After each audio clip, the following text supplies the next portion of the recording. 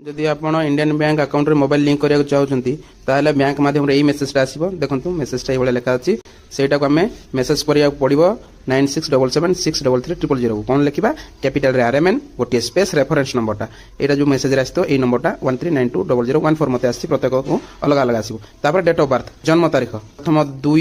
अंक जन्म तारीख तापर 2 अंक जन्म मास तापर 4 अंक जन्म वर्ष मेसेज रे टाइप कर देबा कैपिटल रे आरएमएन पर गोटे स्पेस तापर रेफरेंस नंबरटा देबा 8 अंक विशिष्ट मते आसला 13920014 तापर गोटे स्पेस दे जन्म तारीख दे देबा मो जन्म तारीख होची 1 जनवरी 1988 तापर 9677633300 को पठे देबा पठे देला परे आपन गोटे मेसेज आसीबो गोटे कंफर्मेशन मेसेज आसीबो